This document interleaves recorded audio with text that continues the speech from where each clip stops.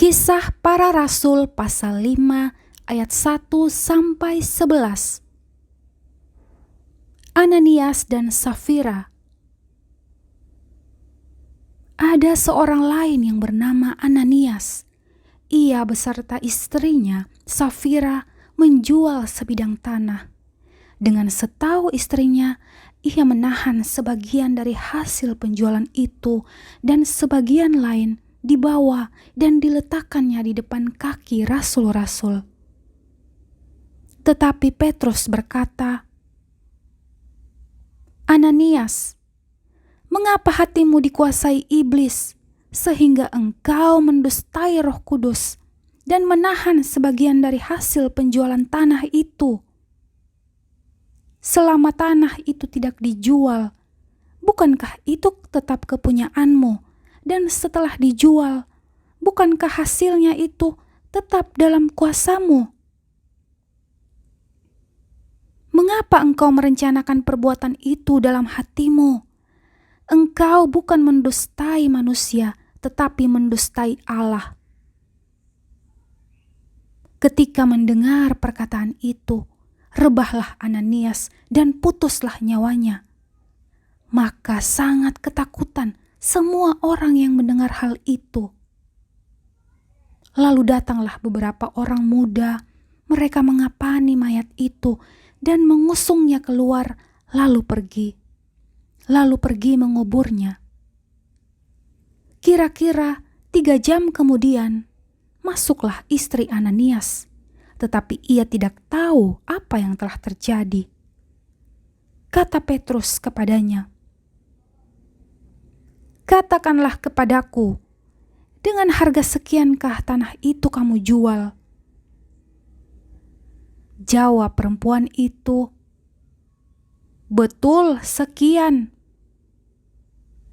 Kata Petrus, "Mengapa kamu berdua bersepakat untuk mencobai Roh Tuhan? Lihatlah, orang-orang yang baru mengubur suamimu berdiri di depan pintu, dan mereka akan mengusung engkau juga keluar." Lalu rebahlah perempuan itu seketika itu juga di depan kaki Petrus dan putuslah nyawanya. Ketika orang-orang muda itu masuk, mereka mendapati dia sudah mati. Lalu mereka mengusungnya keluar dan menguburnya di samping suaminya. Maka sangat ketakutanlah seluruh jemaat dan semua orang yang mendengar hal itu.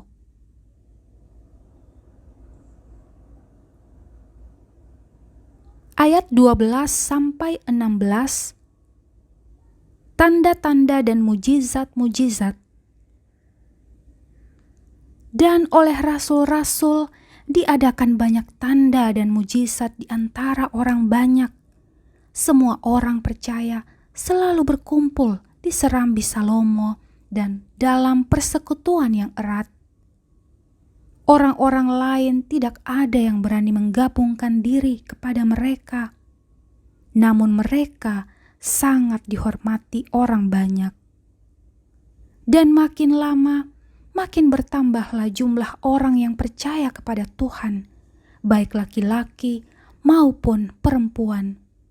Bahkan mereka membawa orang-orang sakit keluar ke jalan raya dan membaringkannya di atas balai-balai dan tilam, supaya apabila Petrus lewat, setidak-tidaknya bayangannya mengenai salah seorang dari mereka.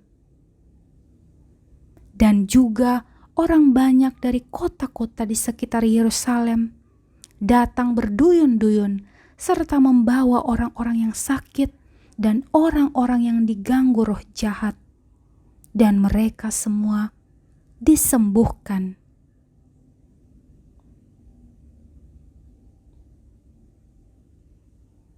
Ayat 17-25. Rasul-rasul dilepaskan dari penjara. Akhirnya, mulailah imam besar dan pengikut-pengikutnya, yaitu orang-orang dari mazhab Saduki, bertindak sebab mereka sangat iri hati. Mereka menangkap rasul-rasul itu, lalu memasukkan mereka ke dalam penjara kota. Tetapi waktu malam, seorang malaikat Tuhan membuka pintu-pintu penjara itu dan membawa mereka keluar. Katanya, "Pergilah, berdirilah di bait Allah dan beritakanlah seluruh firman hidup itu kepada orang banyak." Mereka mentaati pesan itu dan menjelang pagi masuklah mereka ke dalam bait Allah lalu mulai mengajar di situ.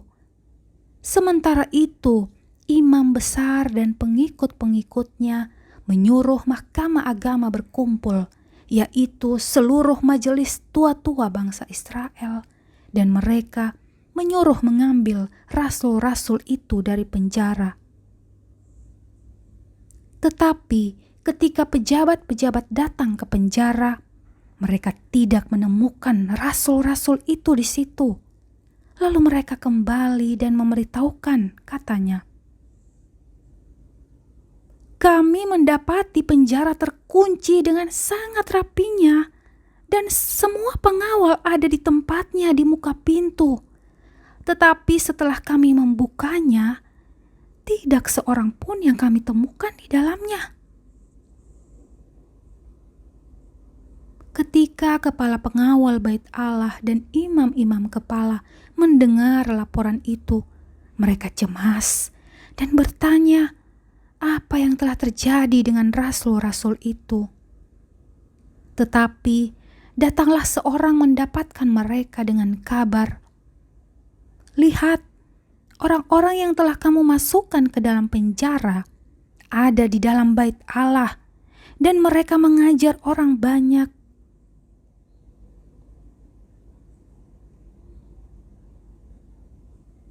Ayat 26-42, rasul-rasul di hadapan mahkamah agama. Nasihat Gamaliel. Maka pergilah kepala pengawal serta orang-orangnya ke bait Allah, lalu mengambil kedua rasul itu, tetapi tidak dengan kekerasan, karena mereka takut kalau-kalau orang banyak melempari mereka.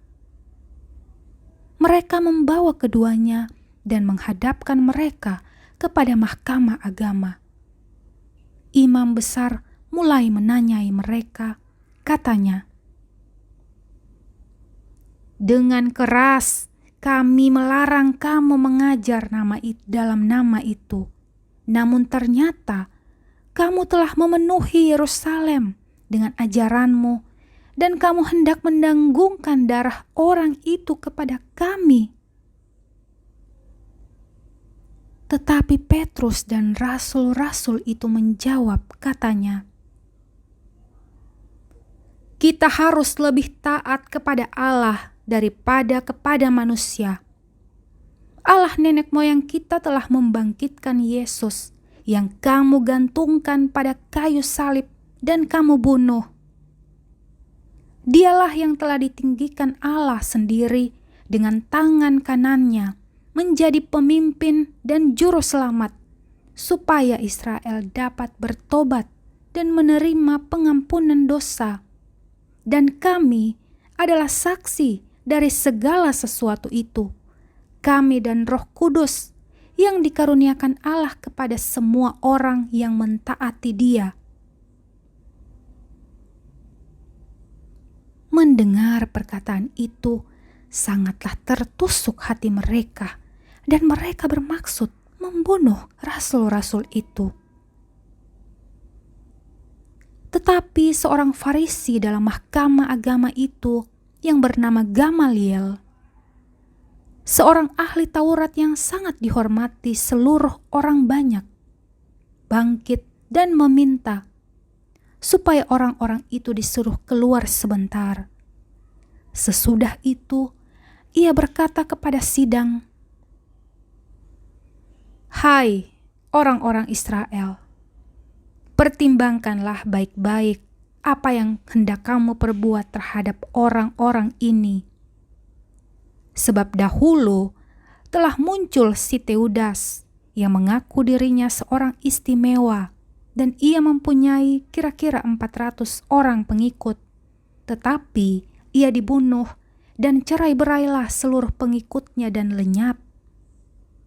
Sesudah dia, pada waktu pendaftaran penduduk, muncullah si Yudas seorang Galilea.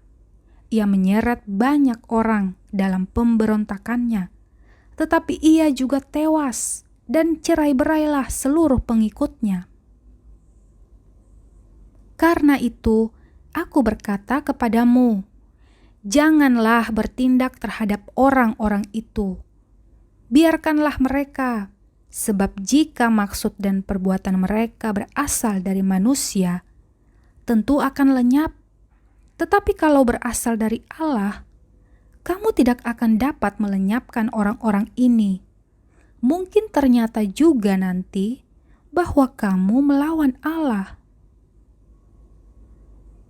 Nasihat itu diterima. Mereka memanggil rasul-rasul itu, lalu menyesah mereka dan melarang mereka mengajar dalam nama Yesus. Sesudah itu, mereka dilepaskan. Rasul-rasul itu meninggalkan sidang mahkamah agama dengan gembira karena mereka telah dianggap layak menderita penghinaan oleh karena nama Yesus. Dan setiap hari mereka melanjutkan pengajaran mereka di bait Allah dan di rumah-rumah orang dan memberitakan Injil tentang Yesus yang adalah Mesias.